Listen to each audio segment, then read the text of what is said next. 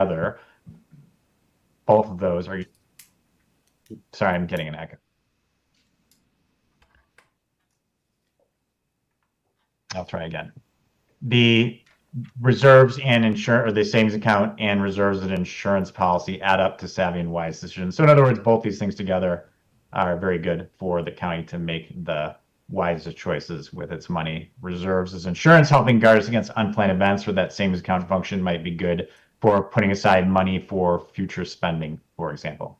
Now, because we are going to be talking about the risk the county is protecting against, let's get to that topic. So this is the analysis here was based on the idea that the insurance function, if you will, of the reserves is going to be best served by an understanding of what the risks are that the county is trying to protect against. So we looked at several different types of risks, and I've got a little slide here that explains several of them. But one thing I'll point out is there were more risks that we looked at than I could fit on my slide. So that's just, I guess, a limit of PowerPoint. But what I've got here on my slide here are things like recession. So certainly a downturn in revenues is something that you might use the reserves to help make a soft landing in that situation. You've got floods, natural catastrophes like storms and hazards. You've got retained risk on your insurance policies. And what that means is that there are always a chance that you could have a loss that is higher than your insurance might cover, or perhaps would not be covered by the insurance. Certainly those are very rare type of events, but not impossible. So we want to account for that. And then we have other hazards. So what I'm getting at there is there are some things, like I said, we couldn't fit on the slide. A good example being snowstorms. So storms and winds of more like tornadoes and thunderstorms, but they're also snowstorms. So you could have that very high snow removal costs, for example. You could also have deficits, right? Just kind of bad luck outside of recessions where perhaps the annual expenditures are not in line with the annual revenues, and you end up using reserves to cover a bit of your annual spending. So certainly not a habit the county's been in, but I want to just kind of also in our model acknowledge that that is always a possibility for any government. And then lastly, the model also addressed other hazards, kind of a miscellaneous hazards component.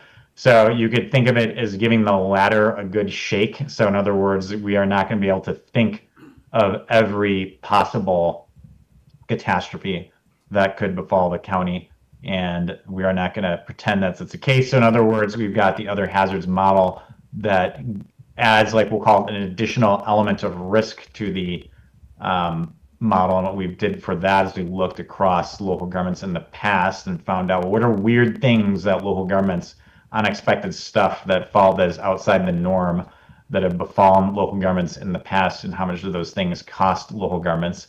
And we use those as parameters to develop a kind of miscellaneous hazards model. So what I'll move on to here next is how then, given all that, did we determine the amount of exposure to these risks? And we use something called Monte Carlo computer simulation. So this is a pretty old technology, actually, as you see on the slide here. It's been around since the 50s. It's also a very standard technology. So this is like just basically the way things are done in the insurance industry. So very common in insurance and also in many other industries where managing risk is a very important part of the business of that industry. And what is kind of, I guess, what is this thing, you might ask? Exactly. The metaphor I like to use is a multiverse. So in science fiction nowadays, there is a kind of, we'll call it, very popular trope in the science fiction movies of the multiverse. The idea is there's all these parallel universes that are much like the one that we inhabit, but are different in some important way. And so we created a multiverse of the county where we have 10,000 parallel universes of the county government. And so what that means is in some universes you have a recession, some you don't. And some you have the recession and a flood, maybe, and a snowstorm, et cetera. And some you have different combinations of all these things. And these combinations are determined by the statistical likelihood of those events and the statistical potential magnitude of those events. So let me give you a concrete example with recessions. So what we did with recessions is we looked at all the past history of recessions since World War II. That tells us the frequency of recessions, the length of recessions, how far recessions are apart. We also looked at how bad the county revenues fared under different recessions, namely 2008, 2001 are pretty darn good examples because 2008 was the worst since World War II.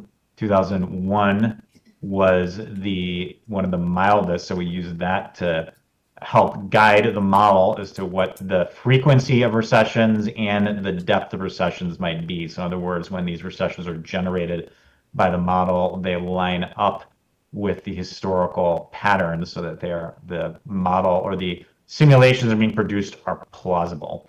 That said, we are not using the past recessions as a floor and a ceiling, so the model will occasionally generate recessions that are worse than 2008.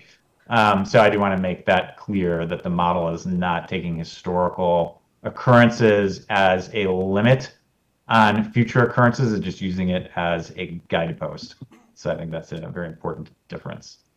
All right, moving on to where all this data comes from that we're using to inform the model. So of course, using the county's own historical experience. I just provided an example with recessions, but plenty of other examples. We used county's history with snow removal, like the cost for snow removal, super useful for simulating future snow costs. Historical experience in the wider region, very valuable. This kind of relates to the WMIC and FEMA points below, where we gathered data from both of those agencies to help out. County staff were super helpful. Of course, the county finances staff input was invaluable, but also many other county staff members helped. And I'll give a special shout out here to the special acknowledgement to the county hazard plan, which is quite useful information in there. And then we've also got statistics from outside agencies or groups or companies, you could say, that sell basically statistics that they develop for different types of natural hazards. And the snow statistics is probably pretty obvious, but Ann is a very large insurance company that models hazards like storms and whatnot. So we purchased data from Ann to use in the model. So with that, let's move on to the analysis findings. And kind of first point here is that we added up all of the risks that we analyzed. So those pictures I showed you with the different risks, what we're doing is adding up the results from analyzing all those. But an important point here is that risks do not add up like regular numbers. And so that's what I'm getting at when I say they don't add up like you might expect. And you have this idea of diversification and interdependency. So at the risk of getting into some deeper statistics things, what's just basically going on here is what the model is accounting for is the fact that it is highly unlikely that the county will experience like the worst recession, the worst flood, the worst snowstorm all at the same time. It's far more likely the county would experience some of those and not others. And if it does experience multiple bad things at the more or less the same time, it is also quite likely that at least one of those events will be quite mild or kind of a medium event. In fact, it's more likely both of them would be around medium. So in other words, if you just simply add up the amounts for each item, you are going to dramatically overstate the amount you need to respond to these things. It's a bit like a diversified stock portfolio. It's really the same concept. The county has kind of instead a diversified portfolio of risks. And just like the idea is when you have a diversified stock portfolio, you will limit your losses because not all the stocks are going to go down at the same time. It's very similar with a diversified risk portfolio. Not all your risks are going to go up at the same time, right? So it's just sort of the opposite kind of, we'll call it flip side of the same sort of phenomenon. And then the other thing there I have on the slide is interdependencies, which is to say, well, sometimes risks do go up at the same time. And an example of that would be your revenues during a recession. In that case, they go down, but a recession comes along, all your revenues will go down at the same time. So we do take into account these situations where the risks do move together and are not actually diversified. So we're accounting for both of those forces. But the kind of larger point here is that it's not quite as simple as just adding all the risks together. You have to add them up in a mathematically correct way, which we have done. And another important point here is the county is not going to do nothing if one of these risks does happen. So a good example is during a recession, the county might look for budget savings. So that's included in the model. There are other mitigations like FEMA, for example. So that is included in the model. Yet another thing that's in the model that is offsetting is that the county over time has tended to generate budget surpluses more often than it has generated not surpluses. And that is true because you all have a pretty healthy fund balance. So to get there, you had to have generated several surpluses over your history. So the model takes that into account. So there will be offsetting surpluses during the life of the analysis, so to speak. So some of those surpluses will come and help build the reserve back up if the reserve gets used. And then the last point here on this slide is that we can use bond rating agency expectations to help us analyze the amount of reserves the county has and determine what is acceptable. And so what I've got on the next slide here is a little graphic from our model that shows the average remaining reserves, a blue line over a 10-year period. So let me just point this few things out. So at the bottom here, we've got every year in the model, so that's 10 years. We've got this blue line, which is the average remaining reserve. So that is saying across all of our 10,000 parallel universes, we just divide the results, add up all the results from all 10,000, divide by 10,000. We get that blue line. So that gives us a sense of kind of the what all those parallel universes are telling us. And it's telling us that on average, the county stays above the critical threshold, which is representing the amount of money expected by bond rating agencies. County has a pretty good chance of doing that, so that's good. And that moves to our kind of next slide here. This is another way of looking at the same data. This is something called a cumulative probability chart. In this case, we elected to look at a 5-year period, the idea being that beyond 5 years, of course, the results get a little more. 5 years is going to be a little more certain. So we figured we would look at 5 years for this slide. And what this is telling us is it's telling us what is the confidence we can have that any given amount of money will keep us above the critical threshold, or that red line. I also put 0 in here on a blue line if you're curious. But since we are going to focus on the critical threshold, I'll stick to the red. So what that is telling us, like what I've got here, is if we had to be 90% confident of staying above the red line or a 5-year period, we got to look over to the red line. We get this little dot that I've helpfully put here. And if we read that down, that is going to round out to about $15.5 million. And if we look at we want to be 80% confident of staying above, that's the other end. And that would round down to about $14 million if I look down at the bottom. And the important part of this graphic is that the flat part of the line is going to be less cost effective than the part that is not flat. And so why that is imagine that I want to go from, let's just make something up here, 70% confidence to 80% confidence. So about 10 percentage points worth of confidence. Well, I'd have to spend, say, let's imagine this is about 13 million. We already established that for 70%, and we've already established that 80% is 14 million. So about $1 million to buy 10 percentage points worth of confidence.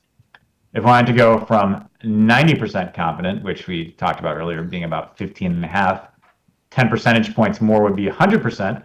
And this flat line here never actually gets to 100%. It gets to about 99.9, but let's just say it's close around to 100.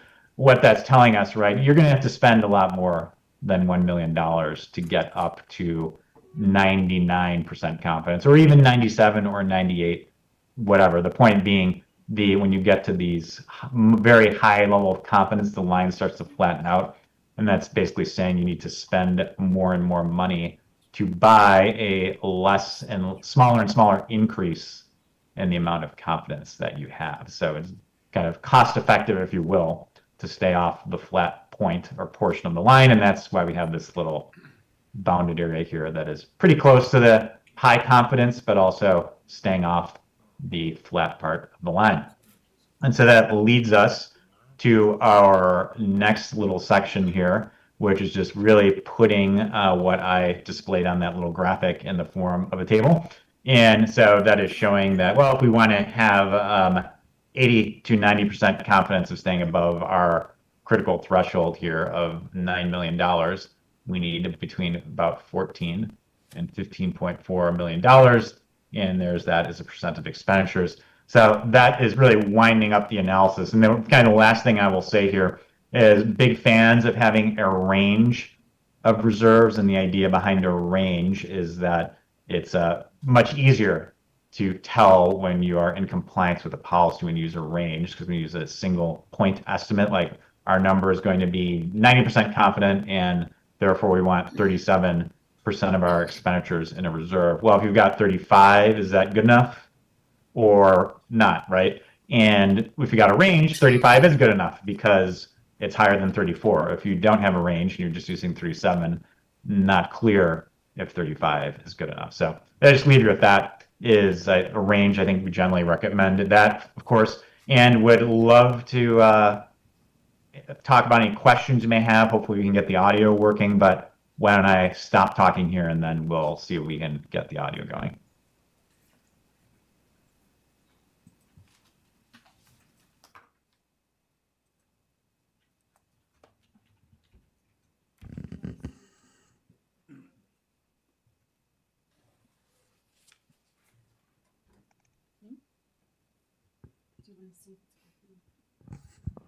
Okay, I'm just testing to see if the audio is working. Shane, are you able to hear us? I can't hear you now. Hopefully you can hear me. Gotcha.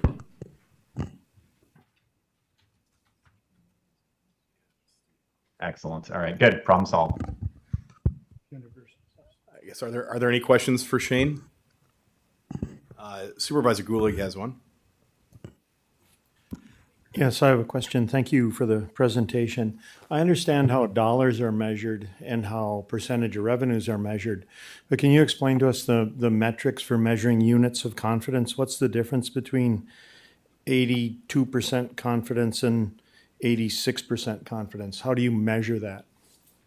Yeah, absolutely. So that's going back to our 10,000 parallel universes. So it's essentially getting at the point of the idea, like how many of our parallel universes pass the test of staying above the critical threshold is what it boils down to. So in other words, if you can imagine, like, let's say we had 100 parallel universes, just to keep this simple. And then we said, well, we're going to have 80% confidence that some given we'll call it a set of parameters is going to pass our test. Well, then 80 of our 100 parallel universes would pass the test. Does that make sense? I could give another example if that one wasn't quite clear. No, I think I've heard it. Okay. Thank you. No, I'm sorry, I couldn't hear. Was that helpful? Yes, Yes. All right, very good. Thank you. Sorry about the audio problem there. Other questions? Yeah, maybe if you don't mind, one other thing is I think this might be helpful to the last question is like you can think about this as like another way I'll talk about this is like a stress test. You're essentially finding out. Oops, sorry, we're getting the echo. How many of the parallel universes will pass the kind of, we'll call it bar that we're setting.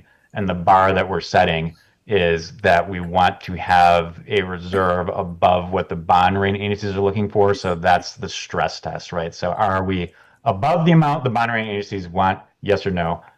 What percent of parallel universes are meeting that test?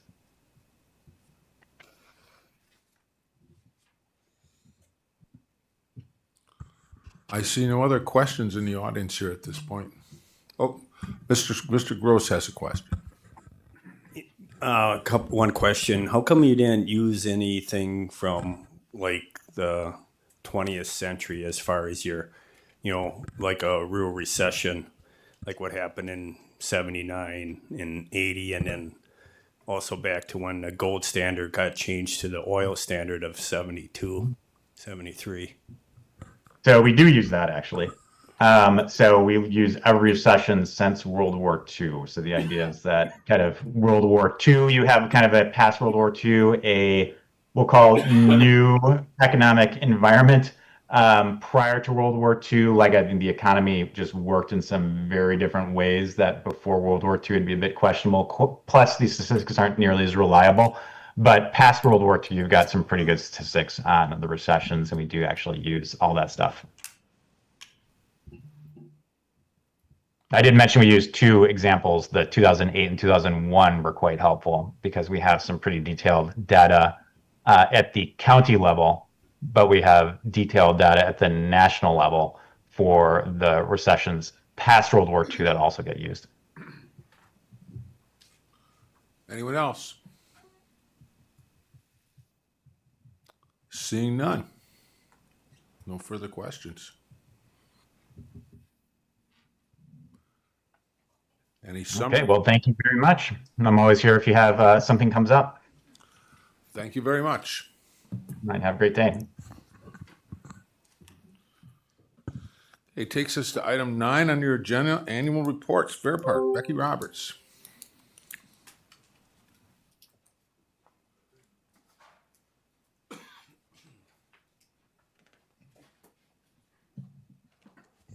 Good evening. We're trying a piece of new technology today, which are two words that I don't usually like to put together. So we'll see how well that goes. Good to go. I'm here to talk to you about the parallel universe that exists at Jefferson County Fair Park. First, thank you for your continued support. The willingness to really recommit to our operation was experienced and noticed, so thank you for that. I'd also like to acknowledge our Fair Park committee members who played a tactical role in resetting our operations. Just to be honest with you, I give them credit for patience, and that was a helpful hand this year. I'm nervous. You guys make me nervous. I have now been in this role. Next week will be 19 months, not that I'm counting. And at this time last year, my head was kind of spinning. I didn't know what was happening, and we had a very quick realization just to provide a high level of guidance to our systems and operations. So I'm genuinely excited to be here, albeit nervous, to talk to you about some of those changes and how we've rerouted our course. Here's the test. Uh-oh. Not working. It worked. So we presented 4 pillars of our operation, and I will share with you that there are extra copies of the report. There are some updated numbers that got entered into the report from when you first received it.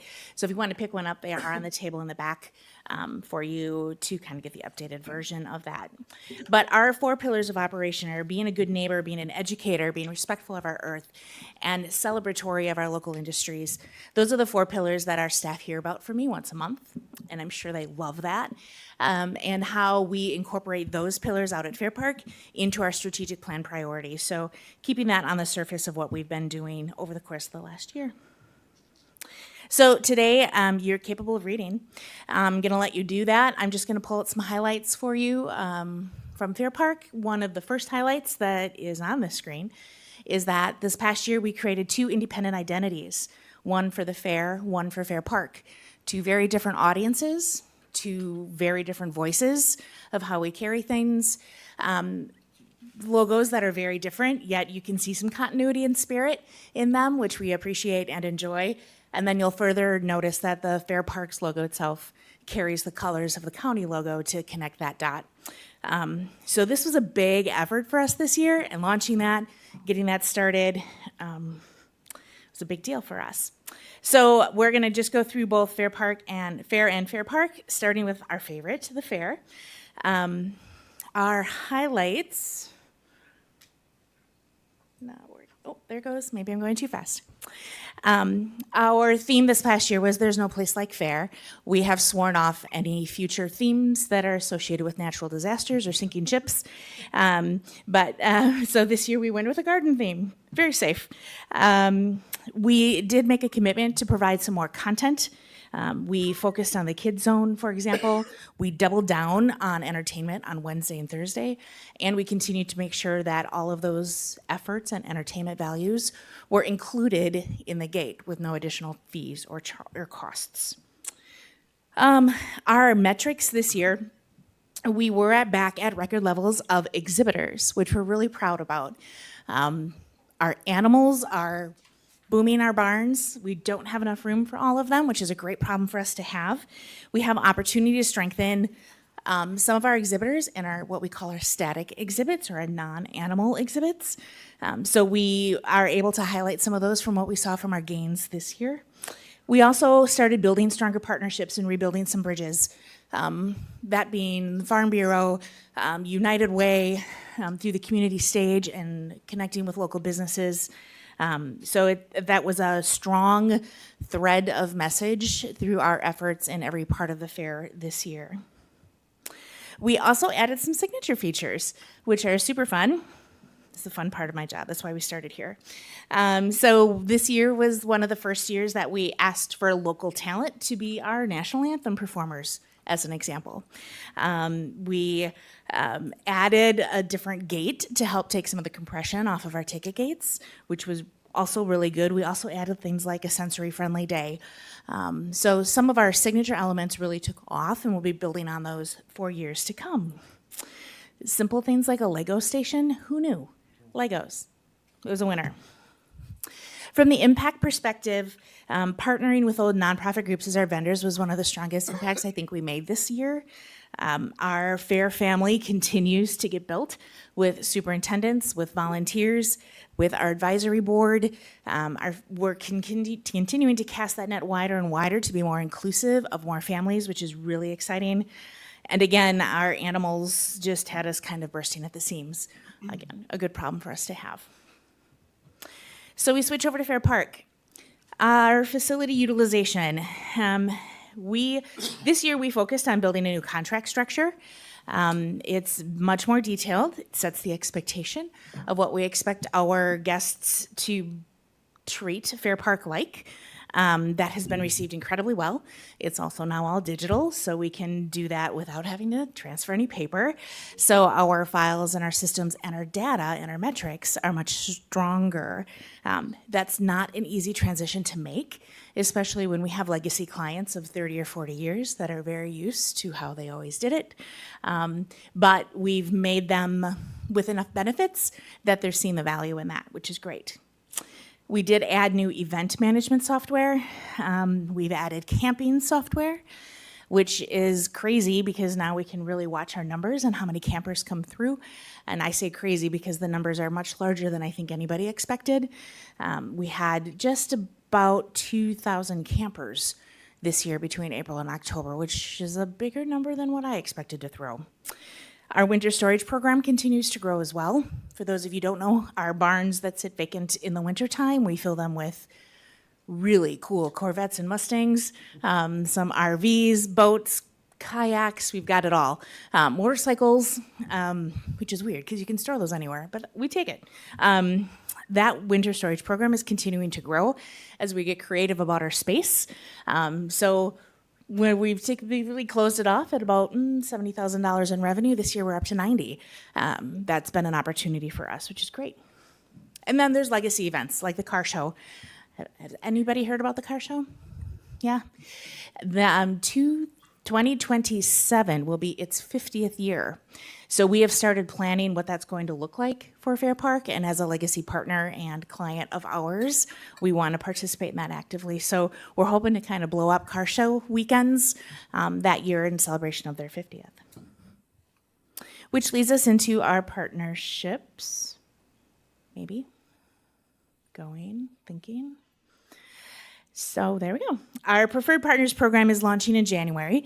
This is a list that we've been curating over the course of this past year of different clients and vendors who know Fair Park, who become a part of our Fair Park family, and offer services to our clients in exchange. Those partners then work with us to get on the list, allowing them to build relationships with our clients as well. So people who we know Fair Park and know us, who can take care of us and set our expectations, we pass on to our clients. clients now.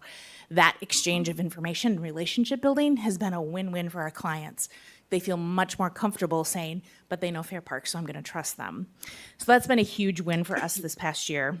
We did establish a community service program, working with many different departments, 4-H clubs, the drug treatment center, lots of places that are looking for the opportunity to experience community service and burn some of those hours. We've opened Fair Park for that and have great benefit from that. We also work with Soaring to Service, the Jefferson High School program for community service, and had 42 kids out there this year painting the arena fence. So we appreciate the extra hands. Continuing to work on tourism, obviously, obviously for me, but Jefferson County Fair Park is the largest tourism entity in our county. We're very proud of that. I'll say we were second to Fireside, but in looking at numbers from them, I think we're breaching the top of that. So I'm really proud to say that we have that draw. We'll continue on. Impact. Capital planning is in full swing. Obviously, anytime we have hundreds of thousands of people coming through our doors, there's an impact to their experience at Fair Park. So we are working really hard to protect the asset of your facility, taking care of our clients, which also strengthens our position as their partner and not just a venue, is also really important to us. This is going to be interesting. Let's see if this works. Maybe. Come on. So much for technology. So our little Fair Park. This is a drone footage of this last car show that was here in fall.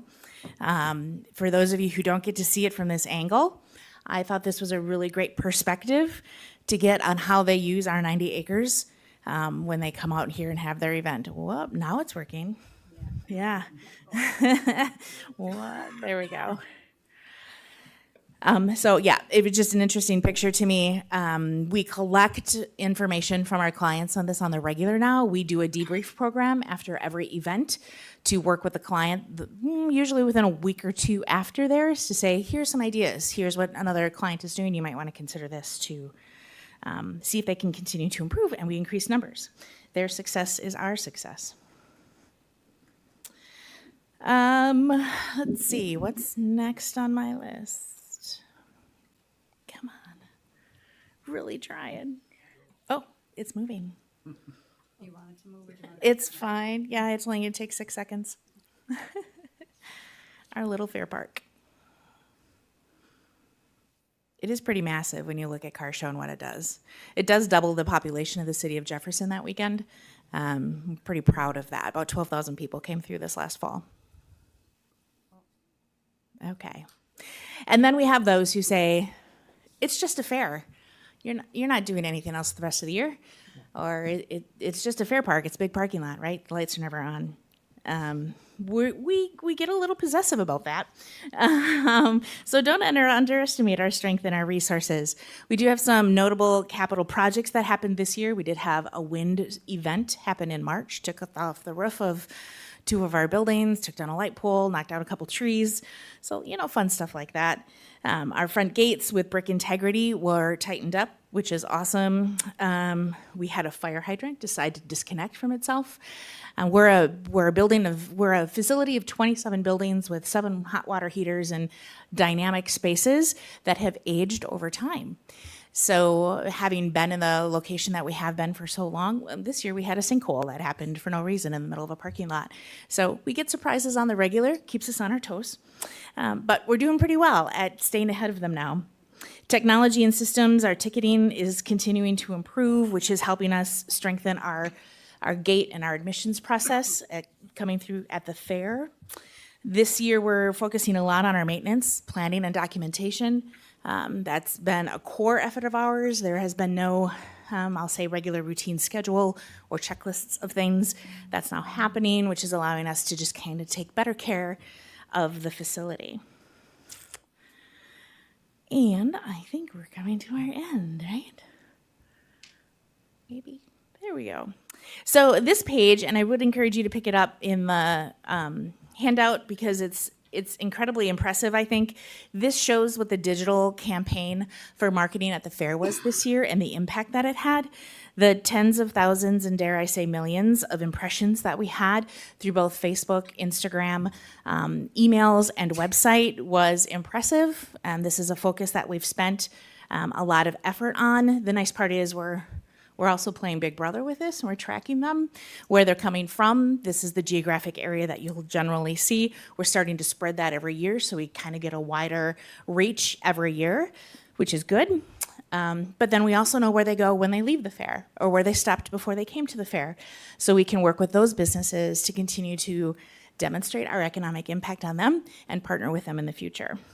I thought it was interesting statistics, so I wanted to throw it into your packet. Just ever so far away, it's not reaching. There we go. This was the first year the Wisconsin Association of Fairs did an economic impact report. And I say the first year, it literally was the first year.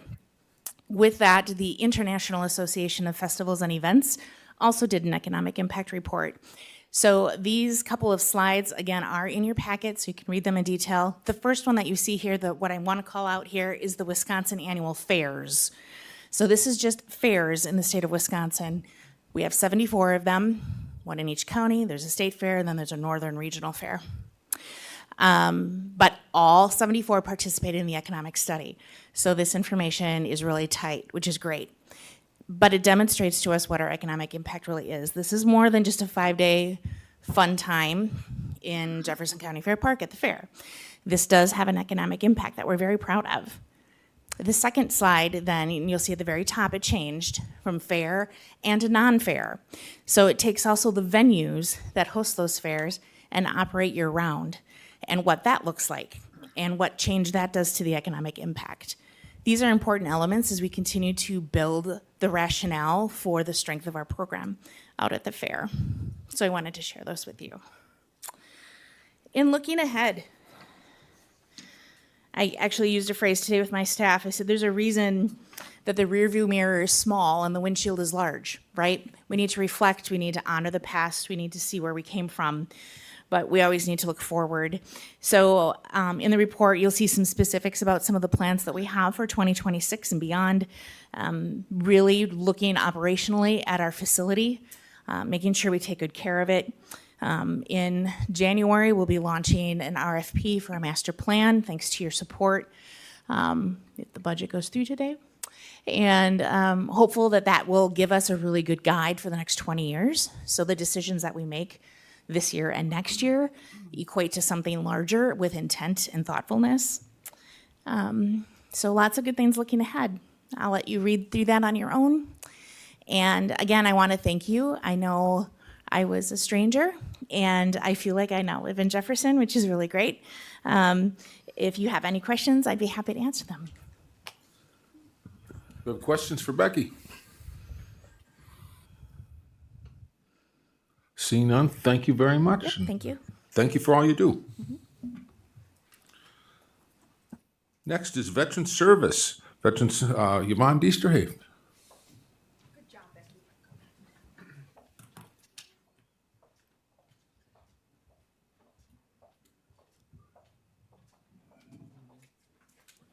Good evening.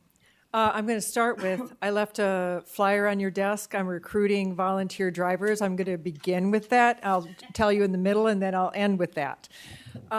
So yes, I'm Yvonne Diesterhaven. I have been the Veteran Service Officer since being, what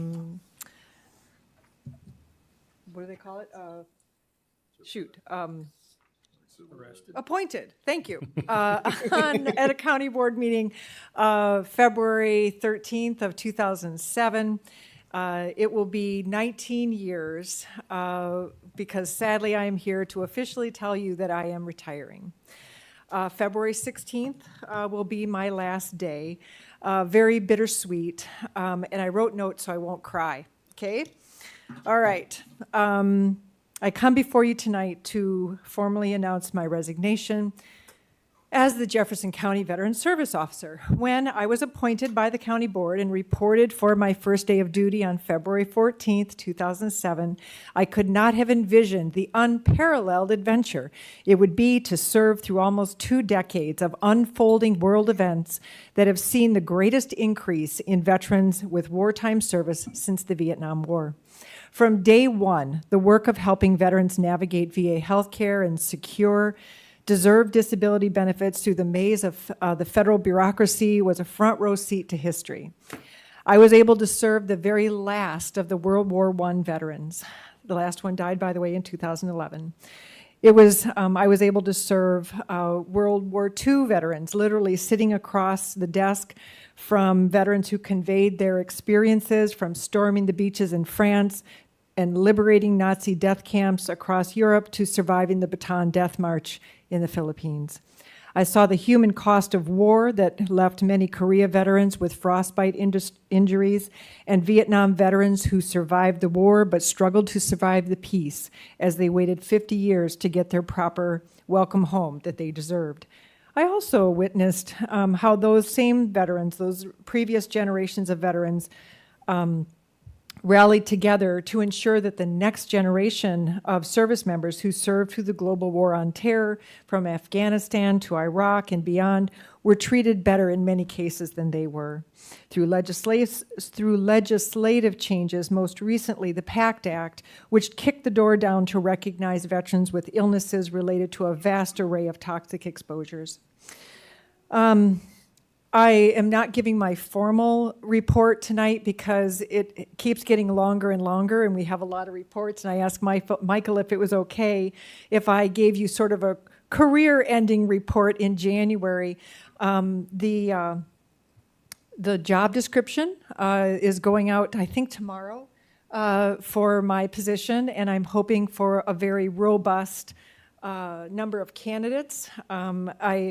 Part of my thought process is when I was deciding, is it time? I've had a lot of health challenges in the last few years that have meant that I was not sitting in my desk, and the veterans of Jefferson County deserve somebody who's showing up 100% of the time, and that's not me anymore. So I had my Air Force unit, I was stationed almost my whole career at Rhein-Main Air Base in Germany in a communications unit, and there was a mat on the threshold as I walked into work every day that quoted George S. Patton, and it said, "Lead, follow, or get out of the way."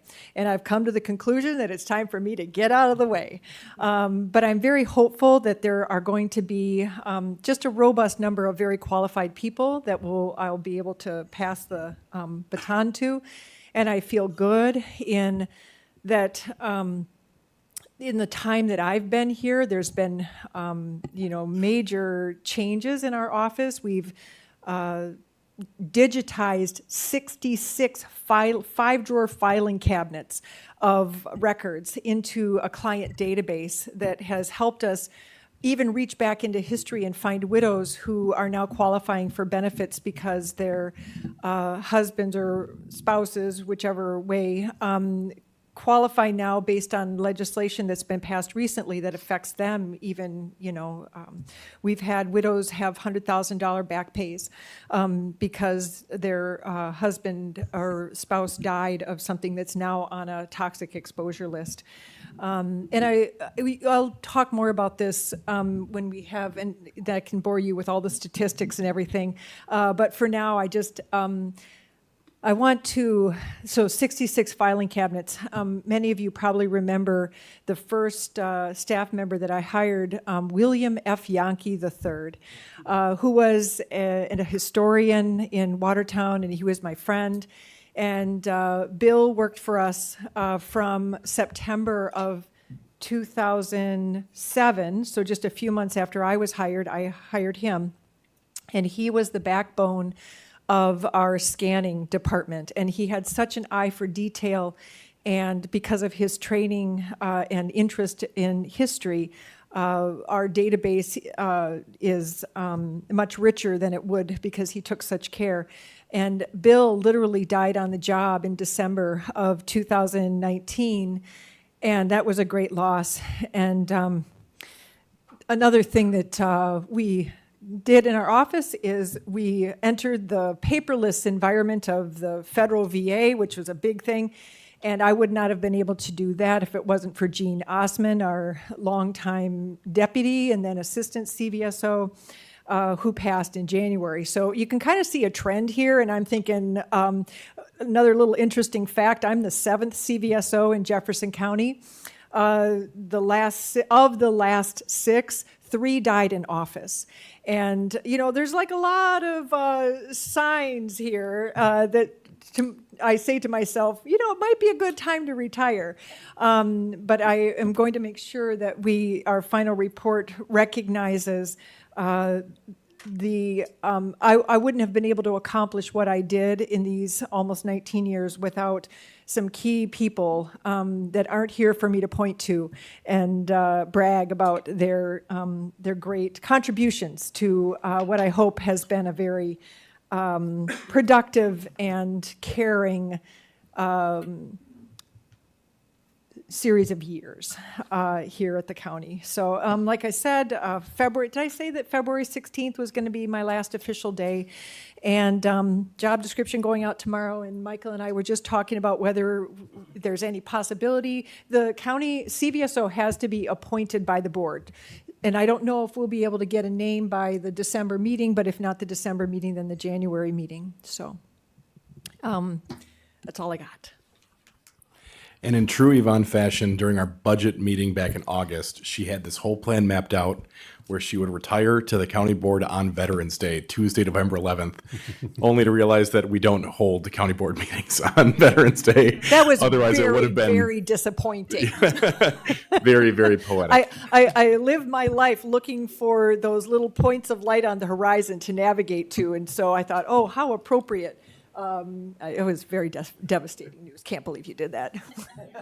Thank you very much. And I'd also like to mention Yvonne has also served us as a county supervisor before she became a Veterans Affairs Officer. So she's had a long history with the county. Thank you, Yvonne, for all your work. And I may be back Okay, fair enough.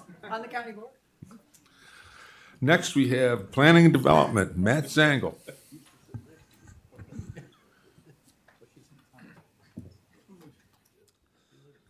Well, as always, it's hard to follow Yvonne, so I'll keep it short and sweet and get on to the next agenda items. But thanks for having me tonight. Take just a few minutes to recap 2024 and 2025 and a couple of highlights.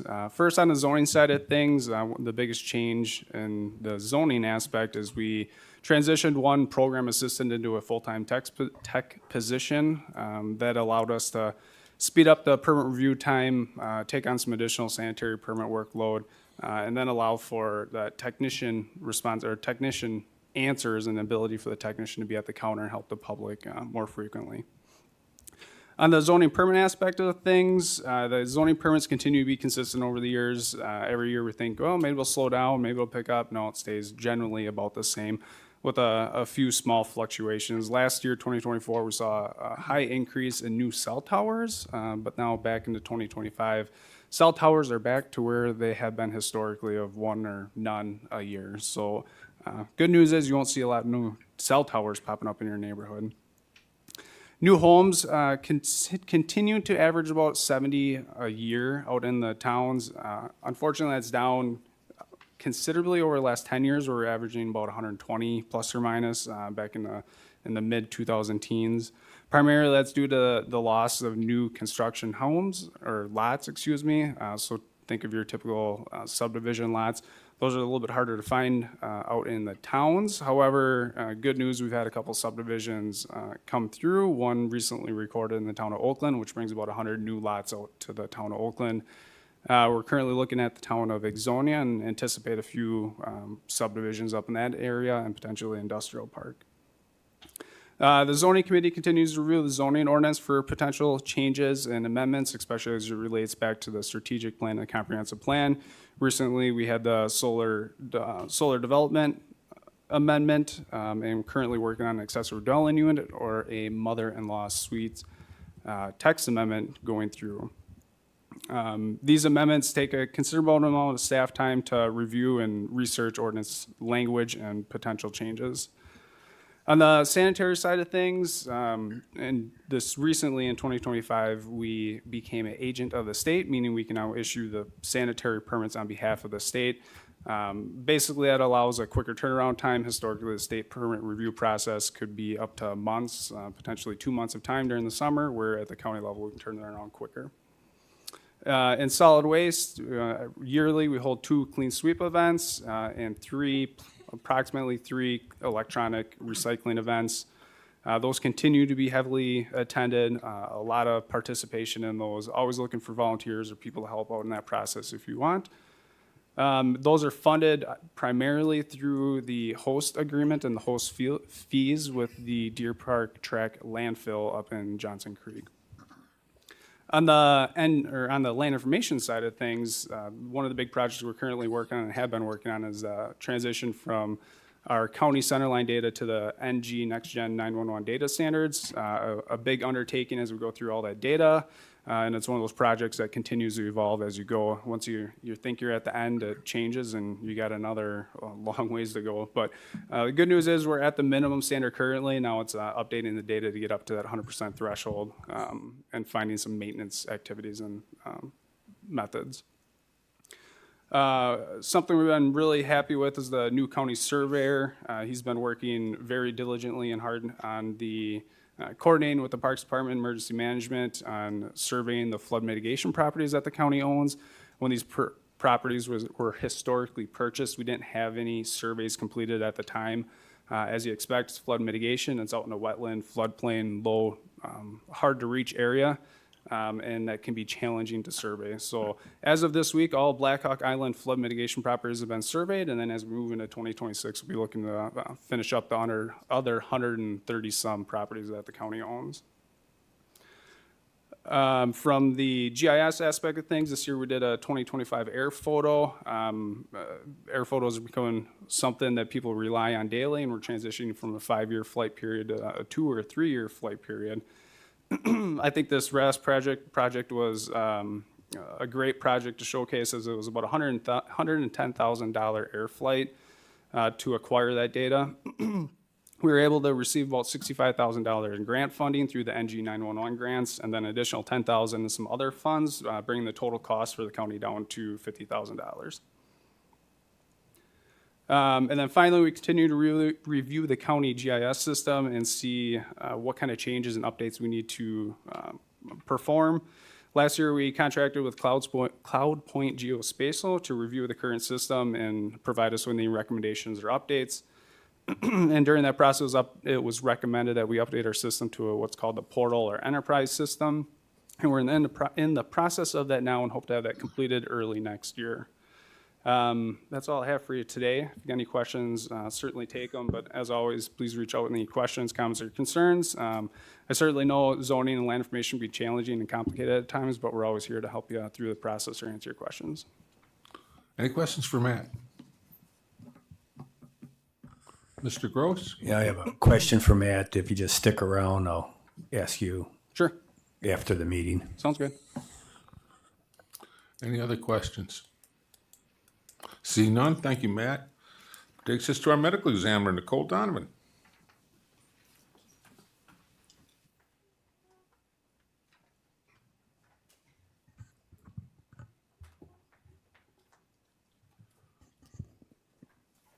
So glad you got my last name right. I keep changing it on you. I'm really sorry. They have it printed for me in front. Okay, good. Hello, everybody. This is my 11th year doing this. I'm not retiring. And remember, I'm not funny.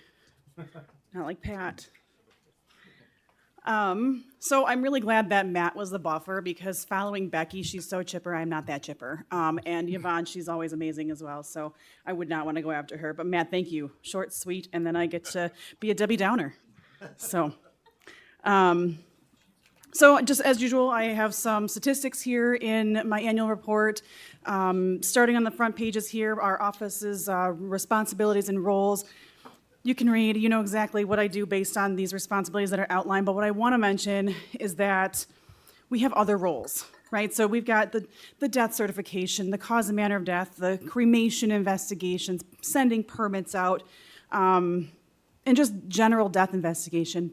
But death is our specialty, but what's not listed in those responsibilities is being an unofficial grief counselor, the phone dialer, a family caller from scenes, when families just can't do those things. We comfort those in crisis, and we do so without prejudice or judgment. It doesn't matter if it's the victim or if it was a suspect, the family of them. We are helping all of them. We're their sounding board with a compassionate heart and warm embrace when needed. We do more than just death. We speak for the deceased while bringing as much solace to the living as we can, and we don't forget our families. We hold on to their words and their stories, and we carry them with us. It's just interesting in my 15 years of being in death investigation, I remember my families, and they're all in my files in here, so they're all very special. The reason I bring that up is I think people forget about the medical examiner's office. I was recently reminded, accidentally, that we are forgotten. We exist. We help people. We may not help people like first responders do and their heroic efforts. We can't do that. But we do help people. We speak for people who can't speak for themselves, including the living families, like I just mentioned. We have these tragic incidents that happen in and around our county and our state and our nation, and we feel the effects as well. And I just want to remind you that we're out there, and I'm always supporting my staff, and I want to thank the Human Services Department. There's several people in there that are on a suicide prevention team and are just friends of mine, and they check in on myself and my team to make sure that we're okay after recent events. And then our county's post team, typically the debriefs are for our law enforcement, first responders, and they've been including us in those, and I want to say I really appreciate that. So I just a reminder that we are here, and we do kind of have similar issues that we go through after these traumatic events, and my staff deserves that recognition, and then I wanted to give that to them tonight. So, moving on to our highlights of 2024, since I wait all year long to give you last year's information. My chief investigator, who now is full-time as of this year, thank goodness, because it's easier on our schedule. Both of us were working towards, we put in the application in 24 for the application for our American Board of Medical Legal Death Investigator certifications. Now, I already have my basic registration for that, but she did not. She didn't have the hours, and this is her first full-time death investigation job. So she got that prepared, and in 2025 was slated to take that, which, spoiler alert, she passed. I had been looking forward for the last 8 years to take the fellow certification, the board certification exam, which is grueling. I did pass that. Thank goodness I never want to take it again. So those are some highlights so far. We are also participating in the child death review team, overdose fatality review team, as well as the suicide prevention team. In 24, we started, for Voices for Hope, our suicide prevention team, we were starting to prepare for a 2025 color run. And I know that I have to have a spoiler for this one because we did have that. It was our first one. It was great, amazing. We had a great time in Watertown. We had a wonderful turnout of about 130 participants, and we just ran our little hearts out and got blasted with color and just had a great time. So our team does more than just sit and look at statistics. My medical examiner team does more than just death investigation. We participate in anything and everything we can to help prevent these deaths too. And then, of course, we continue to provide education to outside agencies as well as providing mutual aid to other counties when necessary. The education to outside agencies could include schooling, too. I was just asked by 2 different schools. UW Whitewater wants me to come down and present, and then Waterloo School District as well. So I really enjoy getting out and doing that and showing them what we do, and just going into forensic science class, because we didn't have that when I was in high school. There wasn't a whole lot of forensic science, so it's kind of exciting to get in there and educate these children. So the statistics. 2024 had an increase in overall case totals by about 70 cases. It's really variable based on what kind of deaths we have, how many cremations we have, because cremation is becoming more and more popular. So based on how many cases are reported to us, that's where that number comes from. So If people keep falling and having injuries, they're going to keep getting reported and our numbers are going to go up. If they fall and they heal from it, great, our numbers are going to go down. And that is okay because I want them to heal. But the cremation rate is going up because it's cheaper. Getting buried is really expensive. People want to keep their loved ones with them at all times. Or maybe on their fireplace mantle. And so cremation is a very popular choice for that. My managed death next there, you can see most of them are natural, of course, because most of them are cremation viewings. But you'll see that our accidents went up just a little bit. Accidents, remember, they are overdoses, car crashes, and anybody who breaks a hip, hits their head, bumps their head, anything like that. Suicides went down. We had a record number in 2023 with 23 suicides. I'd really like to credit our decrease in suicides to not our team's work, but I think overall between human services, our team, and nationwide, we are working so hard to help people's mental health crises. And so I really feel like this number, it fluctuates, and everyone was up last year, but, 2023, but 24, they came down a little bit, and I want to attribute that to the additional help that people are getting. I don't know if that's the answer, but I could only hope that even if we impact one person, that's one person that's not on this list. We didn't have any homicides in 2024, so that was good. Other case data, our scene responses, we usually do anywhere from 135 scenes to 155 scenes. So we're going out there, seeing a lot of families, and helping as many people as we can to find funeral homes, locate their family. We have probably 5 to 10 families per year that walk away from their loved one, and we end up, instead of having an indigent, you can see there's only one listed here, but we usually have at least a handful that we are trying to find their family, and that takes a lot of our time too during the day. We're working on one right now, so it gets to be a little tedious and a lot of phone calls. So if you ever see me on the phone, that's pretty much what I do 75% of my day. Traffic fatalities, they're about average still. They have not gone down. People don't seem to drive well on Jefferson County roads, I guess. But I don't know the reason for that. Drug-related deaths have gone down. I would really like to credit our drug task force, health department, and anybody else who participates in the prevention. I see a lot of vending machines for fentanyl testing strips and Narcan, and I think that is a wonderful idea, and I know Jefferson County is really getting on the help for those with drug problems as well as trying to prevent them with these vending machines. So that's just my opinion from what I've seen. So last year you guys asked for more statistics than just the drug ones I had. So I threw in here some suicide deaths by age for 5 years. And it was kind of eye-opening myself looking at it because, again, I don't forget my families. Those files are always in my head. But I forget their ages sometimes. And the youngest suicides were between 10 and 15 years old, and there were 3 of them. The oldest, over 90 years old. Sometimes they feel like a burden. So that's kind of sad. Most of them are males in their 30s, and second line is in their 50s.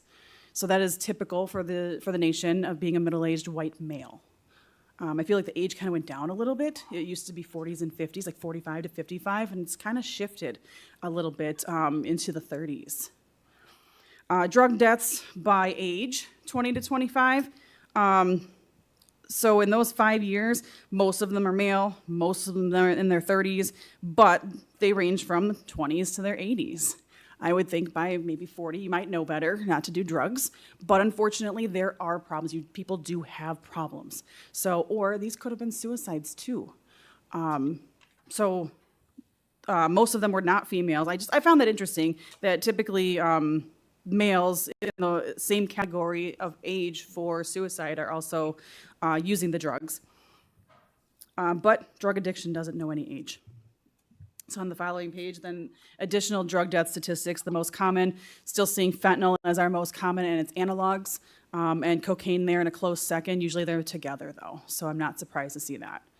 And then other drugs of interest, I just throw that in there in case we get something interesting that you might find interesting, but we really haven't had anything in 2024, which is good. I don't want to see it. But xylazine is the one that is still being found. So that we had one that included xylazine in 2024. It's becoming more and more prominent each year throughout the nation, even though Jefferson County may not be seeing it. So. And then lastly here, our pathological exams, so autopsies being done by the pathologists, fluctuate again by the type of case that they are. We've had in 2024 less suicides and less overdoses, which I think accounted for the decrease in 13 exams being done. So it's dictated by how many traumatic or unnatural deaths are happening, in addition to how many natural younger deaths unattended by a physician happen too, because we're running into the issue of physicians they haven't seen the patient's not going to the doctor very often, the patient didn't have insurance, so the doctor doesn't know them, or maybe they didn't have a doctor because they didn't have insurance or they just didn't go, and that falls onto the medical examiner's office to take care of those death certificates. So again, those exams are dependent upon what kind of cases we are getting. Death certificates we're citing anywhere from 125 to 150, just depending on what I just said. And the cremations, as I said, those are going up every year. This says here we issued 568 permits in 2024, as opposed to 69 less the year prior. So 568 cremation permits out of 684 deaths. That's how many people are being cremated out of deaths that are reported to my office. And I'm going to say if we had 684 reported to us, there probably was about 800 deaths in the county. So a little bit more wasn't reported to us, about 100 and something. So that's a lot of cremations. Like I said, much cheaper than burial. So I expect that number to exponentially rise over the next few years. And that is all I have. Does anybody have any questions? Questions for Nicole? Seeing none, thank you very much, Nicole. Thank you. And last but not least, Health Department, Elizabeth McGreary.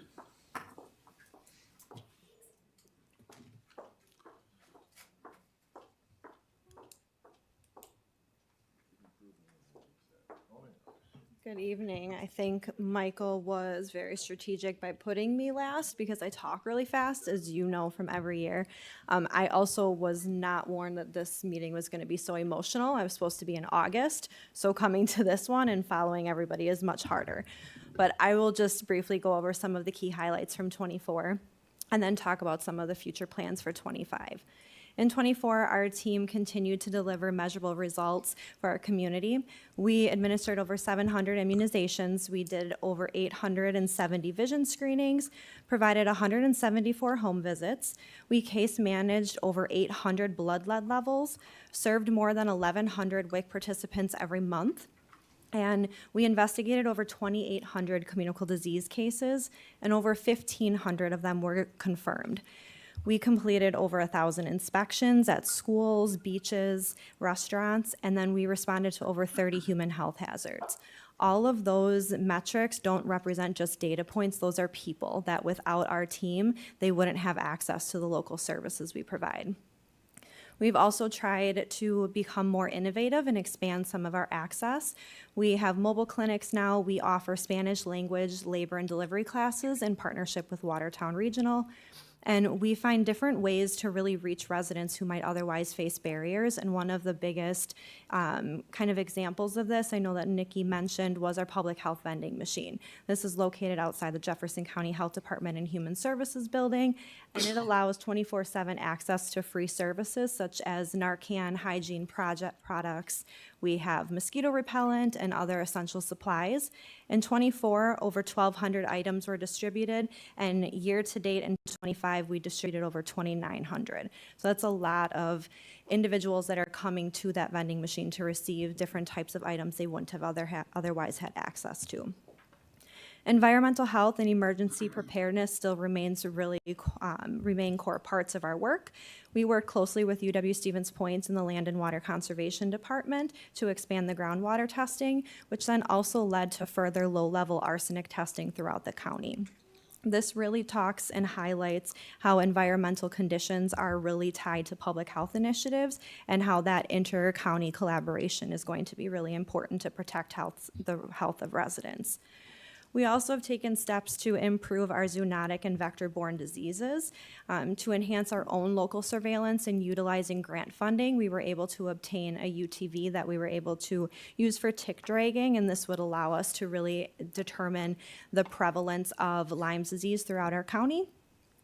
We also continued to play a key role in the Wisconsin avian influenza monitoring efforts. We partnered with state and federal agencies to safeguard both agricultural and community health. Obviously, this was very important in 25 given the 2 avian influenza outbreaks, but the work we did in 24 allowed us to effectively and quickly respond. And then because of those efforts, we were able to do water monitoring and air quality monitoring near the composting site. Looking forward, especially into this year and into 26, prioritizing sustainability, partnerships, and innovation is really going to be where we want to put a lot of our time and energy. We want to make sure we're identifying opportunities to sustain the programs we have, but continue to grow the programs. Everyone in here knows all of the trouble we're seeing with federal grant programs and funding, so our job is really going to be making sure that we are identifying and seeking out grant opportunities and collaborations, but also making sure that we're building those really strong relationships across the county departments, different healthcare partners, and community organizations, because we're going to be stronger when we work together. And then lastly, just saying thank you for all of the support. Everyone in the county board and in this room has not only supported our department, but you're supporting the departments in the county as a whole and the residents that you serve. So thank you very much. Questions for Elizabeth? Seeing none, you must be very thorough. Thank you, Elizabeth. Takes us to committee reports, resolutions, and ordinances. Item 10, Executive Committee, Resolution amending supervisory district boundaries to reflect annexations. Supervisor Winnicke. Resolution number 2025 53. 53? Yes. Okay, thank you. In November of 2021, the Jefferson County Board of Supervisors adopted a resolution which established the 30 supervisory districts for the purpose of electing the Jefferson County Board. Wisconsin statute allows the County Board of Supervisors to amend supervisory districts to reflect city and village incorporation, annexation, detachment, or consolidation which has occurred since its last adoption. This resolution amends the supervisor district boundaries to reflect the 5 annexations and 1 ward renumbering which have occurred since the last County Board review on October 8, 2024. The annexations are described in detail, and the attached maps identify the annexations. The Executive Committee considered this resolution on October 30th, 2025, and recommended forwarding to the Jefferson County Board for adoption. The 6 changes actually only affect 2 people. Mr. Chair, I move for adoption of this resolution. Moved by Mr. Winnicke, second by Mr. Paulson. Questions, discussion? Seeing none, all in favor say aye. Aye. Opposed? Hearing none, the resolution passes. Takes us to item 11. Finance Committee, resolution establishing non-countywide levies for health and library services. Mr. Jones. Thank you, Mr. Chair. First of all, if I need to back up a little bit, I move that the non-countywide levy budget, the countywide levy budget, and the functional totals as stated in the 2026 recommended budget be adopted. I need a second on this, but we will not be voting at this time. Second. So moved by Mr. Jones, second by Mr. Jakel. Mr. Chair, there were no amendments brought to the Finance Committee, but would you please ask if there are any amendments from the floor for the proposed 2026 budget? Again, was there any amendments from the floor? Any amendments? Seeing none, Mr. Jones. Thank you.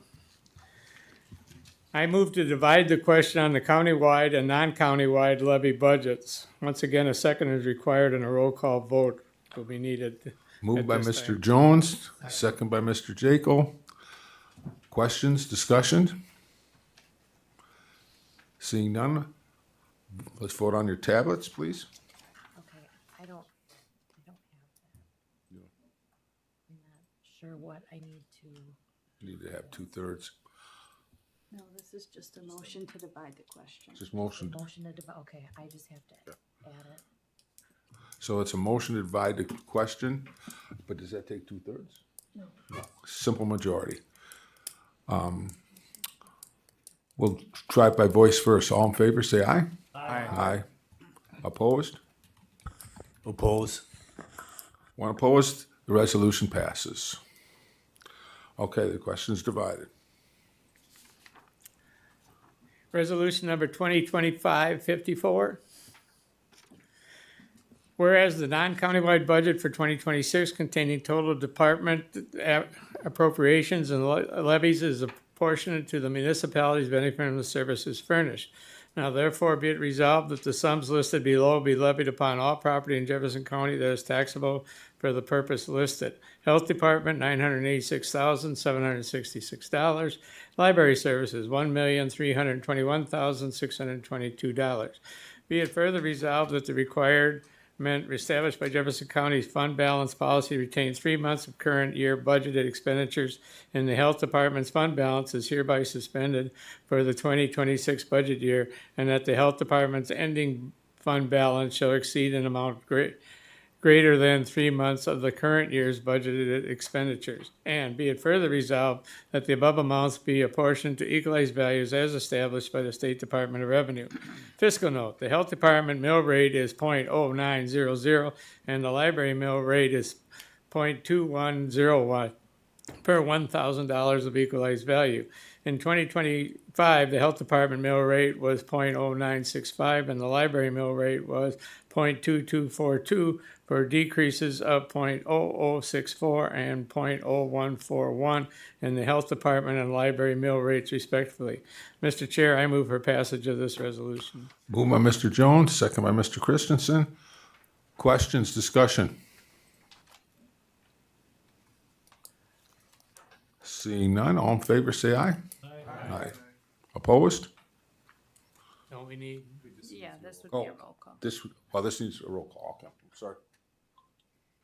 Okay. I know what's gonna happen now. Just give me 1 second. Usually it says on here that I would need 2/3. We on our don't, fiscal we note. don't need to. We don't need to. Oh, just need a roll call. Okay.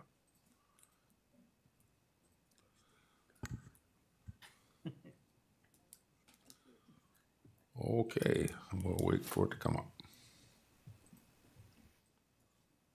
2/3 of full membership? No, just a majority. No, we don't need 2/3. Majority. Just a majority. Okay. Majority of full membership. Okay. I am present. Audrey, will be the same for the next one too? Okay.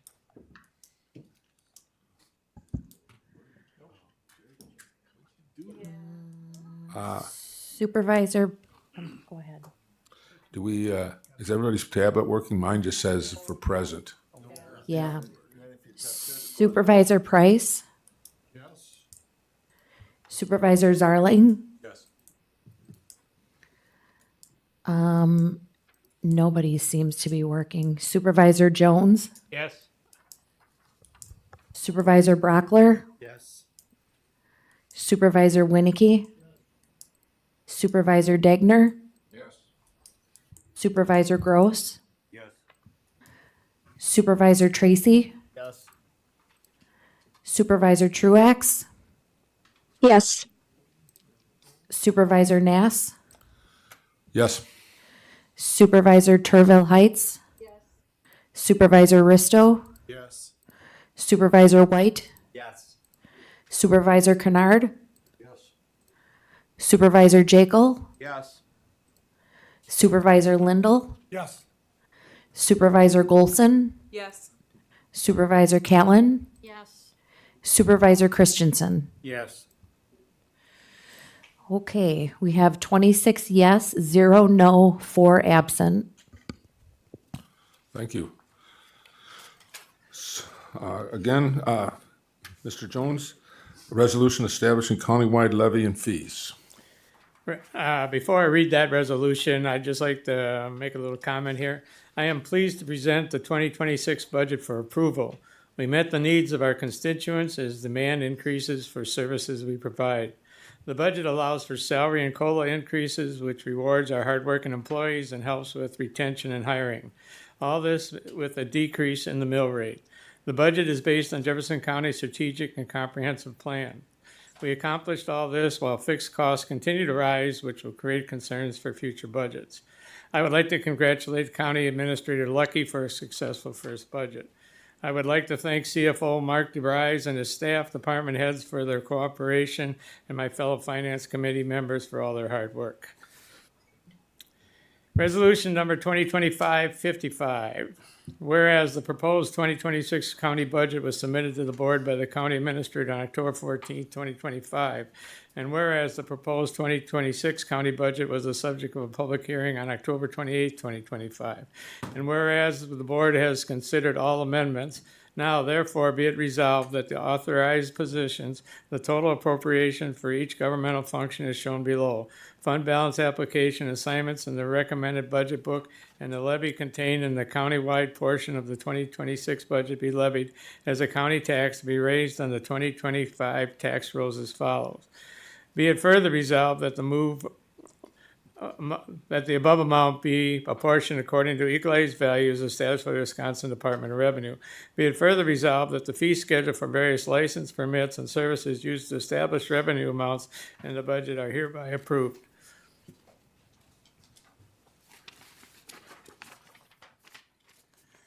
Fiscal note. As presented, the countywide levy is proposed at $34,419,898, which is a mill rate of $2.3193 for general operations and $0.4198 for debt service fund, for a total of $2.7391 per $1,000 of taxable value. In 2025, the countywide levy was $32,696,383, with a general operation mill rate of $2.4688 and the debt service mill rate of $0.3361, for a decrease of $0.1495 per $1,000 of taxable value for 2026 general operations, and an increase of $0.0838 per $1,000 per taxable value for 2026 debt service. Mr. Chair, I move for passage of this resolution. Moved by Mr. Jones, second by Mr. Jekyll. Questions, discussion? Seeing none, vote on your tablets, those of you that have working ones. Supervisor Jones, Yes. Supervisor Brockler, Yes. Supervisor Winnicky, Yes. Supervisor Degner, Yes. Supervisor Gross, No. Supervisor Tracy, Yes. Supervisor Truax, Yes. Supervisor Nass, Yes. Supervisor Turville Heights, Yes. Supervisor Risto, Yes. Supervisor White, Yes. Supervisor Kennard, Yes. Supervisor Jekyll, Yes. Supervisor Lindell, Yes. Supervisor Callan, Yes. Supervisor Christensen. Yes. Okay, we have 25 yes, 1 no, 4 absent. So the resolution passes. Next is ordinance amending Chapter 8, Article 2 of the Jefferson County Code of Ordinances regarding fund balance. Mr. Jones. Ordinance number 2025-13, 13. thank you. On January 14, 2025, the County Board of Supervisors approved a contract with Government and Finance Officers Association to study the nature and severity of risks facing Jefferson County and quantifying the potential costs of these risks in an effort to determine the proper amount of financial reserves to hold in order to adequately respond to the identified risks. This process concluded in August with a report to the county that contains suggestions for county risk reserves, as well as policy changes that reflect the county's desired reserve amounts. This ordinance amends the county fund balance procedures and requirements. The Finance Committee considered this ordinance at its November 4th, 2025 meeting and voted 4-1 to forward to the Jefferson County Board of Supervisors for approval. Fiscal note. The adoption of this ordinance will assist the Finance Committee in managing fund balance to a justifiable level and demonstrate stewardship and accountability to its taxpayers. Mr. Chair, I move for passage of this ordinance. Moved by Mr. Jones, second by Mr. Jaco. Questions, discussion? Mr. Christensen. Thank you, Mr. Chair. So you saw that the vote was 4-1 in the committee. I was the one who voted against this ordinance at the time because I was pretty concerned, and the committee remembers this discussion, pretty concerned about the possibility of some real downturns in the economy and other issues that might arise, that we would need to make sure we had the most solid fund balance and reserve that we could. And I wanted to make sure that didn't happen. Since then, I have talked with Morgan Toutant in the Finance Department and Mark DeVries, and they have helped me understand this opportunity for improving our fund balance policy, and I'm going to vote yes tonight. Thanks. Any other questions, discussion? Seeing none, all in favor say aye. Aye. Opposed? Seeing none, the ordinance passes. Resolution denying claim for personal injury of Mary Novak. Mr. Jones. Resolution number 2025-56. A claim has been made against Jefferson County for personal injury. The claim has been reviewed by the county's insurance carrier, Wimick, and was recommended for disallowance based on the finding the county has no liability for this claim and is not legally responsible for alleged damages. This resolution formally denies the claim filed against Jefferson County and directs the Corporation Council to give the claimant notice of disallowance. The Finance Committee considered this resolution on November 4, 2025, and recommended forwarding to the County Board for approval. Fiscal note, this matter has been referred to Wisconsin Municipal Mutual Insurance Company, Wimick, and will be resolved in accordance with terms of policy. Mr. Chair, I move for passage of this resolution. Moved by Mr. Jones, second by Mr. Jaco. Questions? Discussion? Seeing none, all in favor say aye. Aye. Opposed? Seeing none, the resolution passes. Resolution denying claim for damages by Erie Insurance. Mr. Jones. Resolution number 2557. The claim has been made against Jefferson County for damages. The claim has been reviewed by the county insurance carrier, Wimick, and was recommended for disallowance based on the findings. The county has no liability for this claim and is not legally responsible for alleged damages.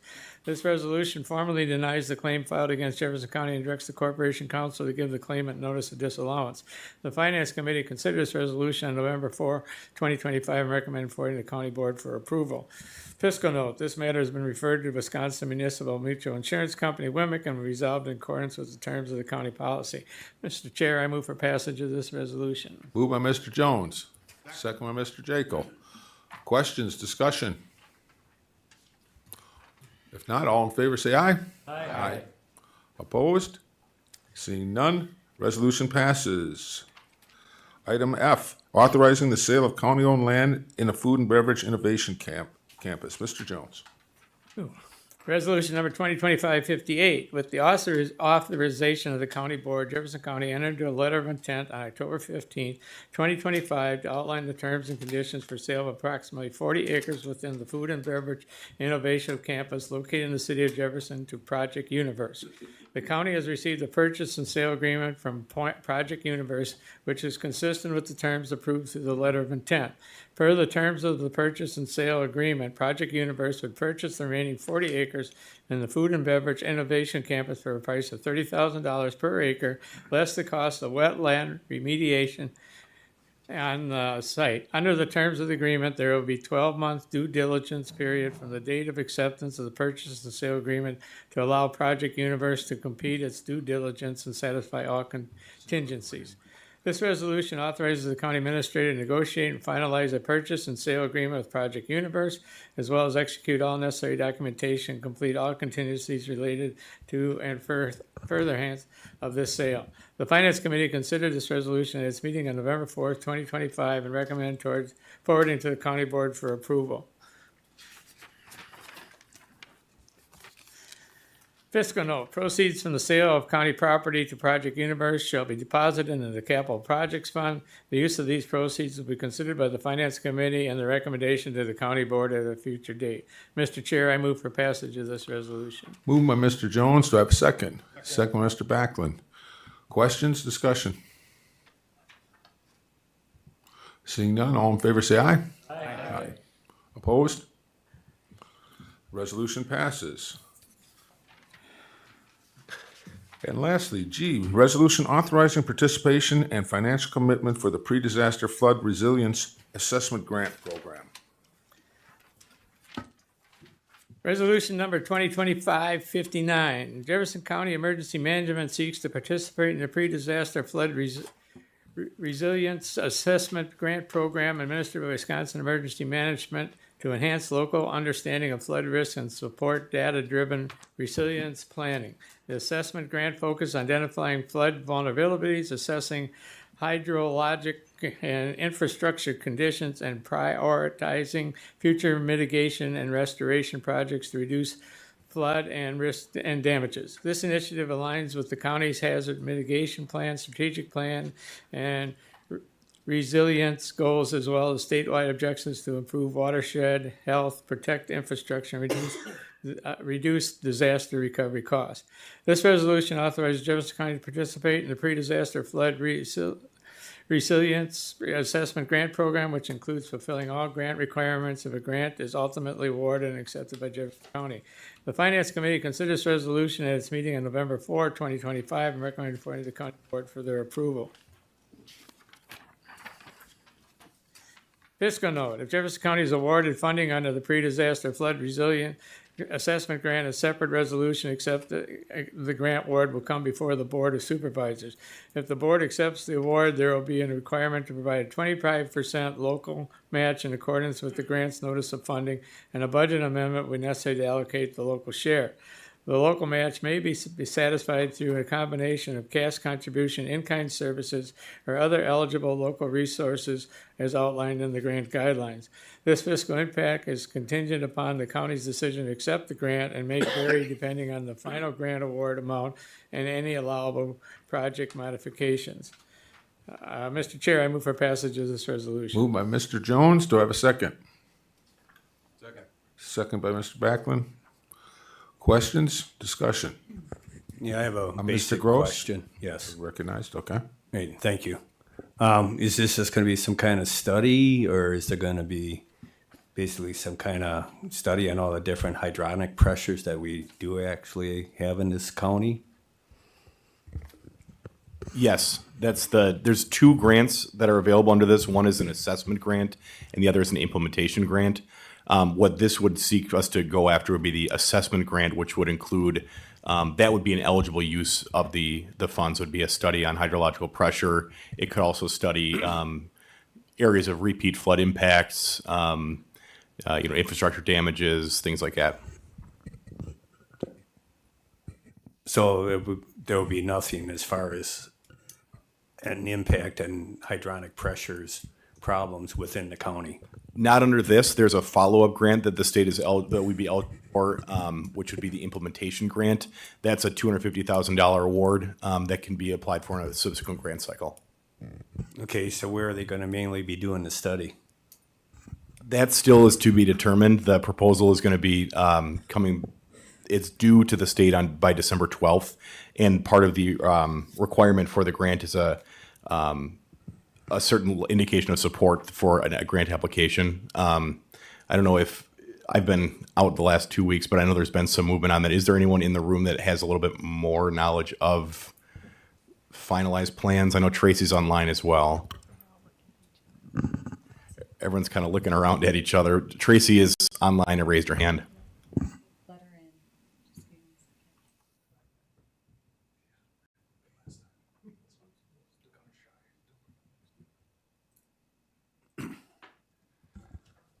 I can step in briefly. Hi, it's me again. We're evaluating, like Michael said, what our opportunities are going to be for this grant. So this is the precursor to it. I see by the grant or by the resolution, the acceptance of the grant would have to come to the county board. So we're debating a couple different paths of what to apply for the grant ultimately. There's some opportunities to apply for what we're terming a flood resiliency plan assessment, which would review the county and our potential opportunities for becoming flood resilient based on the terminology of the grant. So reviewing where flooding occurs frequently, what our opportunities could be to reduce the impact of that flooding moving forward. There's opportunities potentially to evaluate any obstructions or man-made obstructions in the waterways that could be impeding water flow. So we have a couple of meetings coming up in the next week to help determine what path we're going to take. Then ultimately, by the December 10th deadline, we'll come together as staff and provide a recommendation of what we're going to apply for the grant. Does that help answer your questions? It's more hydraulic based, more water flow based, rather than I think what potentially could be thinking of. Tracy, is there anything Do you to have add? anything to add? She's now online. Yes, thank you. Now I can unmute and talk. Matt, thank you for filling in. Matt, when this grant came available, Matt has been involved, Patricia has been involved, Kevin's been involved, Sean from Highway, Michael's been involved. So it's a county effort to come up with where our project scope wants to go for this grant. This resolution is basically saying that we are, the county is aware of us applying for it. We will come back to finance and the county board when we do decide on the project scope and have more details. But Matt pretty much summed up. We're still looking at the scope, the project scope of what we're going to choose. Thank you, Tracy. Any questions for Tracy while she's online? Seeing none. Any other further questions? Seeing none. This is a voice vote. All in favor, say aye. Aye. Aye. Opposed? Resolution passes.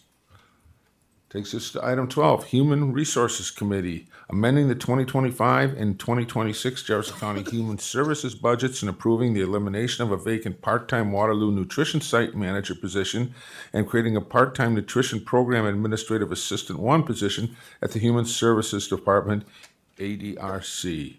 Mr. Broadbent. Thank you. Resolution 2025-60. The Human Service Director recommends transitioning a vacant Nutrition Site Manager position to a part-time Nutrition Program Administrative Assistant 1 position. Following the City of Waterloo's discontinuation of its contracted meal site at the end of 2023 and the subsequent closure of the temporary apartment-based location for congregate dining, Waterloo home delivery routes are now efficiently operated out of Lake Mills. As a result, an on-site manager in Waterloo is no longer needed. The new position will centralize paperwork, record keeping, and required data entry into state systems, coordinate surveys and volunteer paperwork, prepare routine reports and statistics, and organize supply document flow to nutrition sites. This reallocation follows the nutrition supervisors to focus on program development and daily operations. Funding for the nutrition program is a mix of the Greater Wisconsin Agency on Aging Resources GWAR contracts and participant donations, MCO billing, and county levy. This change does not result in additional staff. It eliminates one position and creates another one in its place with no increase to the tax levy. This resolution eliminates a vacant part-time nutrition site manager position, creates a part-time nutrition program administrative assistant position, and amends the Human Services Department's 2025 and 2026 budget accordingly. On October 21st, 2025, the Human Resource Committee considered this resolution and recommended forwarding it to the County Board for consideration and approval. Fiscal note. The nutrition programs are funded by GWAR contracts, participation donations, MCO billing, and county levy. The adopted 2026 nutrition program budget includes $707,318.28, approximately 37% GWAR, 1% MCO, 18% donation, 43% levy. This position conversion utilizes existing appropriations and is anticipated to be cost neutral with no increase to the county tax levy. County Board approval requires a two-thirds vote of the entire membership of the County Board, 20 of the 30 member. I move for passage. Moved by Mr. Brockler. Do I have a second? Second. Second by Mr. Winnicky and Mr. Darling.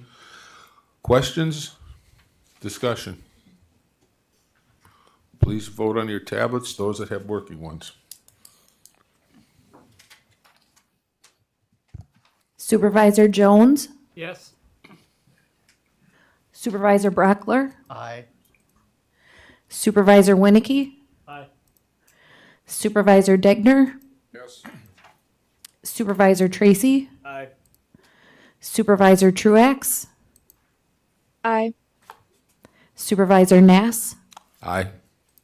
Supervisor Risto, Aye. Supervisor White, Aye. Supervisor Kennard, Supervisor Jekyll, Aye. Supervisor Lindell, Yes.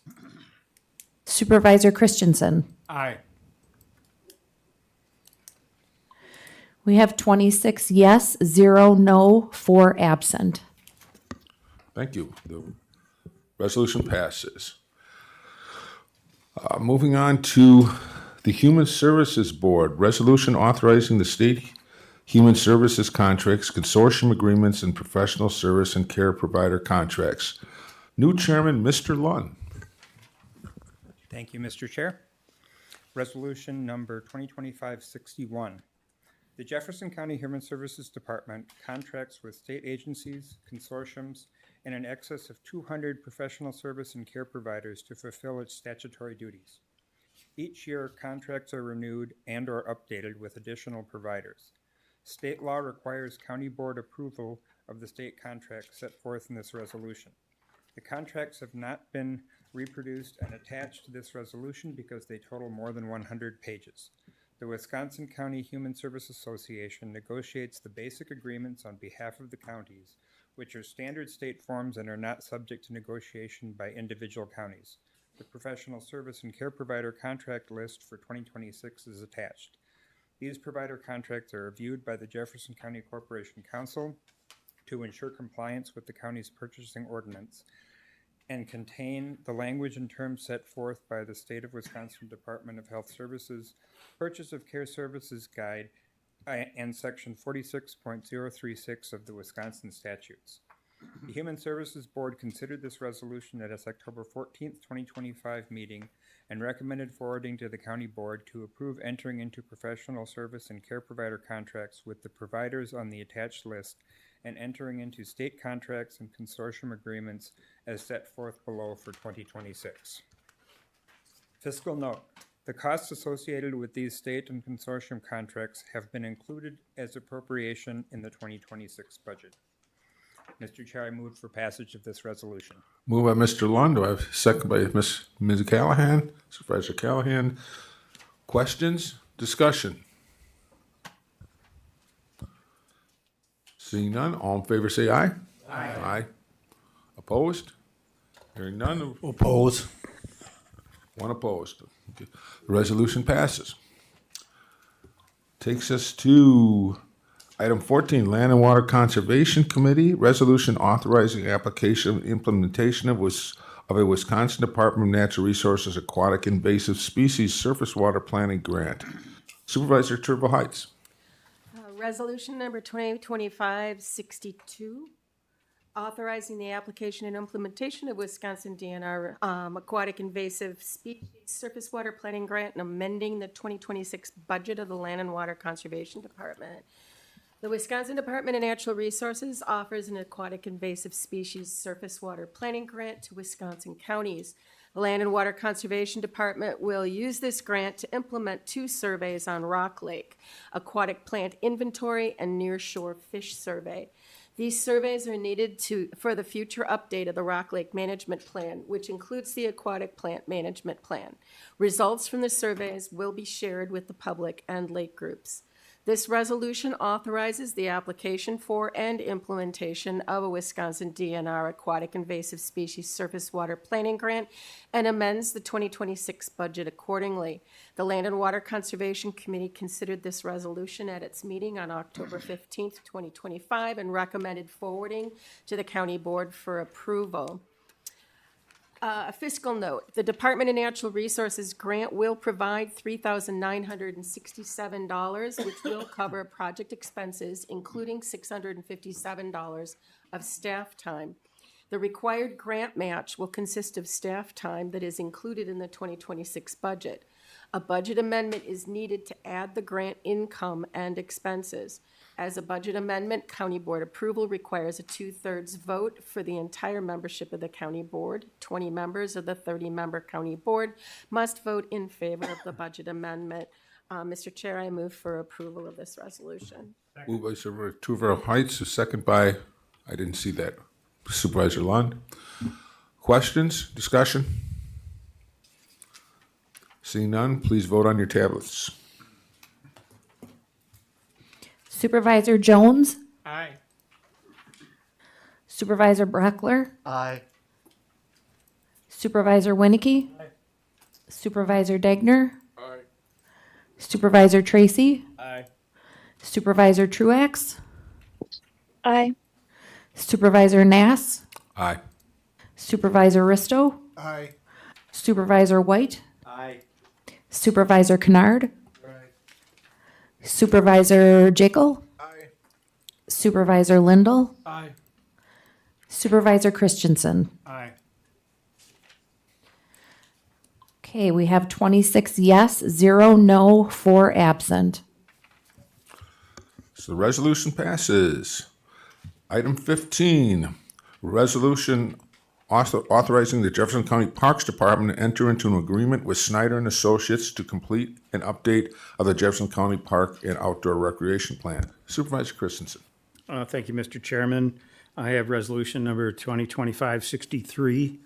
The Jefferson County Parks Department recommends entering into an agreement with Snyder and Associates to update the Jefferson County Park and Outdoor Recreation Plan. Following a competitive request for proposal process, 2 firms submitted proposals, Snyder and Associates at $47,546 and Ayers Associates at $54,000 even. Snyder and Associates was selected as the most qualified and cost-effective option, demonstrating a strong understanding of Jefferson County's recreational assets and planning needs. This resolution authorizes Jefferson County to contract with Snyder and Associates to update the Jefferson County Park and Outdoor Recreation Plan consistent with the terms of the submitted proposal. The Parks Committee reviewed this resolution on October 23, 2025, and unanimously recommended forwarding to the County Board for approval. Fiscal note, funds for this project are available in the Jefferson County Parks Department budget. Mr. Chairman, I move for adoption of this resolution. Moved by Mr. Christensen, second by Supervisor Roberts. Questions, discussion? Seeing none, all in favor say aye. Aye. Opposed? Oppose. The resolution passes. Takes us to Planning and Zoning Committee. Report. Supervisor Jekyll. Thank you, Mr. Chairman. Report to honorable members of the Jefferson County Board of Supervisors. Jefferson County Planning and Zoning Committee, having considered petitions to amend the official zoning map of Jefferson County, filed for public hearing held on August 21st, 2025 and October 16th, 2025, as required by law pursuant to Wisconsin statutes. Notice thereof having been given and being duly advised of the wishes of the town boards and persons in the areas affected, hereby makes following recommendations. The committee has reviewed and considered the facts presented in the application and received in public hearing and finds that criteria listed in Wisconsin Statute 9148 and Jefferson County Zoning Ordinance Section 2256B has been met for the below listed petitions. The committee further finds that the petitions are consistent with the Jefferson County Comprehensive Plan and Farmland Preservation plan.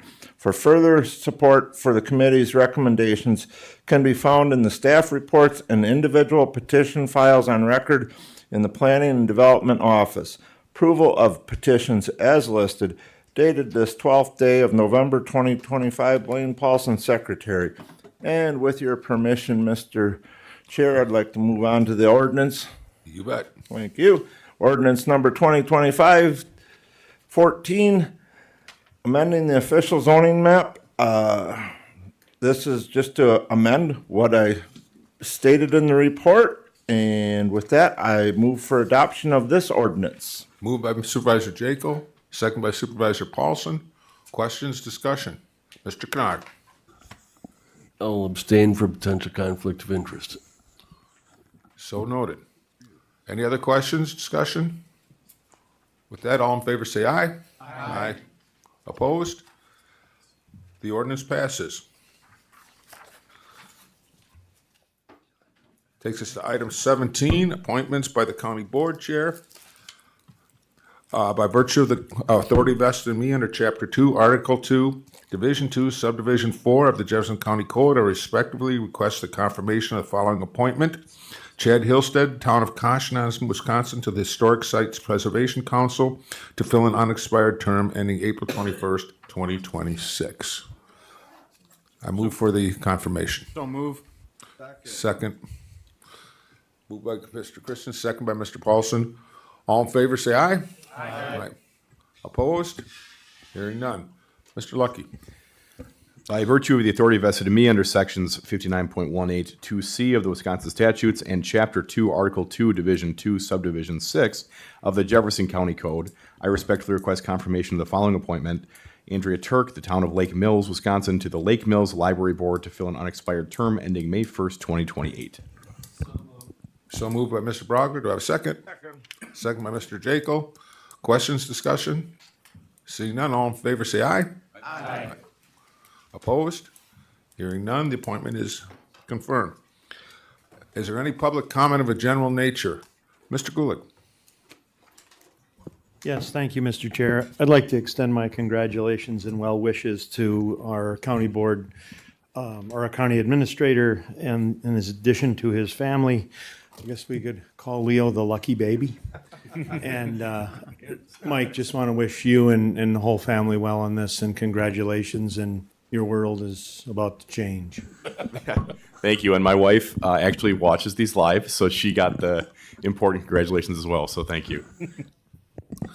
Any other announcements? Public comments, announcements?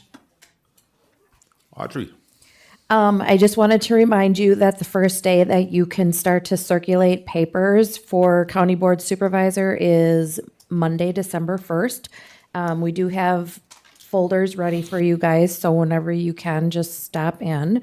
If you are not running for office, please come in by December 26th to file a notification of non-candidacy. And then your papers have to be filed back with us by January 6th, 2026 at 5 p.m. Thank you.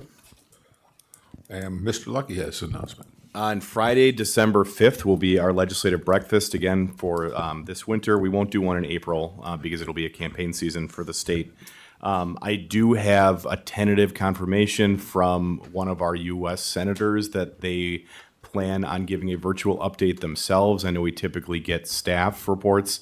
That obviously will change depending on what's going on in Washington, but we've been really trying to build this to get some input from our federal representatives, and so to have even a tentative confirmation is pretty important. So look forward to hopefully having everyone there December 5th. Any other announcements? Any other announcements? Motion to adjourn. Motion to adjourn by Mr. Jekyll, second by Mr. Gulig. This is non-debatable. All in favor say aye. Aye. Opposed? Hearing none, we are adjourned. Thank you, folks.